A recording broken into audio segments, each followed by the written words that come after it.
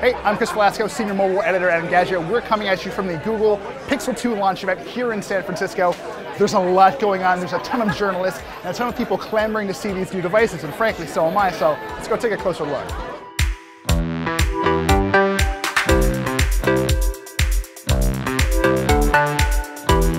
A lot to talk about this device, starting with what we're seeing right up front. This is a 6-inch diagonal POLED display running at Quad HD. It's a beautiful panel. I've noticed that you do, in addition to having very little bezels on side, you do have the curves down at the bottom that kind of give this a very LG G6 or V30 kind of feel, which makes sense considering LG was supposedly the hardware manufacturer that made this device after Google had designed it.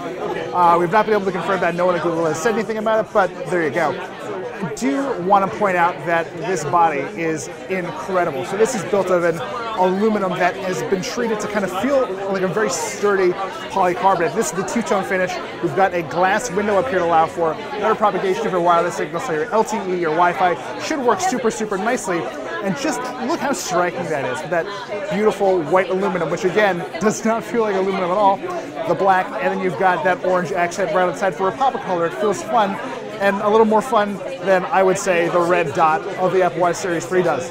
The interesting thing about the Google Pixel 2 XL, and the Pixel 2 for that matter, is the fact that it does feel like a device that hardware doesn't really tell the full story. So this thing does run very quickly thanks to the Qualcomm Snapdragon 835 chipset with 4 GB of RAM inside. I've got to point out this is not an 836. Those rumors of Google and their hardware partner using an 836 to bring next generation control to this device were untrue, but that said, we are looking at fully capable 2017 levels of flagship power. I'm swiping in and out of apps. No one has any games on here because Google has these under lock and key, but everything does run incredibly fast. Should also point out that this device uses what Google refers to as Active Edge, which is very highly reminiscent of HTC's EdgeSense technology. So there are pressure sensors built into the bottom half of this phone. So like give it a quick squeeze, activates Google Assistant. It does seem to work very well, but what's really interesting and what I'm really curious to see is whether or not this can actually be remapped. If I can use that squeeze to launch, say, the camera or something else. That would be a very nice touch. Samsung did not do that with Bixby and its Bixby keys, so I'm hoping Google takes a bit more of an open approach there. This does run Android 8.0 Oreo with a customized Pixel launcher on top. And just to run really quickly through a couple of the new software flourishes, we have a widget up top that kind of gives you your day at a glance. The feature is, I believe, literally called At a Glance. If we jump in there, we can take a look at the preferences, and we'll show you your calendar events, traffic, and flight information, which is a nice touch. Glad to see Google finally making use out of that information that it's always displayed at the top of its Pixel phones. Then at the bottom, interestingly enough, we've got the Google search bar, which obviously used to live right at the top of the display. It's baked into the dock itself, and when you sort of launch that, pull that up, you've got your very standard Android Oreo launcher. It does run very quickly, but again, that doesn't really tell the whole story. The ability for Google to sort of build its machine learning technology really into the fabric of this device has gone a long way, and I think a great example of that is in the camera.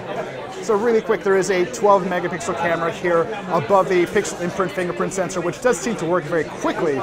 So I'm not the best photographer, and this is definitely not the best scenario, but took a picture that was incredibly fast. You'll notice it's processing right there, and that was done in just a moment.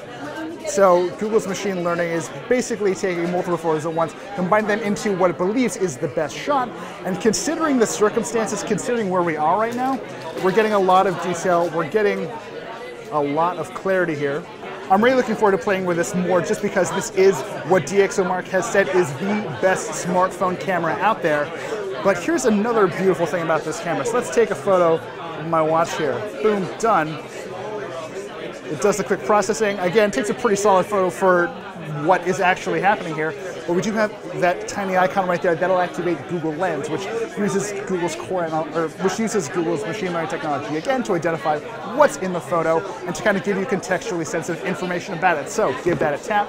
It should identify this as an Apple Watch. Give it a second without internet, and yes, it is incorrectly identified it as the Series 2, but there's literally no way for Google to have told that this is Series 3 because it can't see the red dot on the side.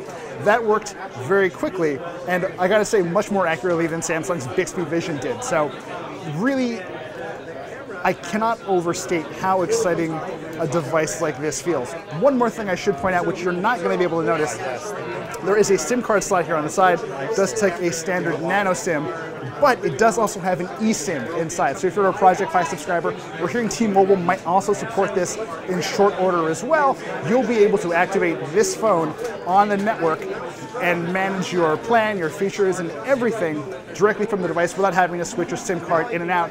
It is nice that you still have that standard slot though, because if you do travel, you're going to want that flexibility. You can throw in something wherever you happen to be.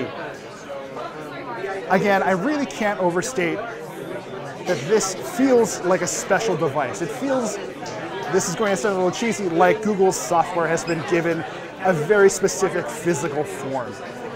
The hardware is exactly what you'd expect from a 2017 flagship device, but it's the super tight integration between Google's software, Google's core software technologies, and these pretty common parts that help the Google Pixel 2 XL feel like a whole lot more than the sum of its parts. That was our first look at the Pixel 2 XL. We're going to come back with a lot more very soon, so stay tuned.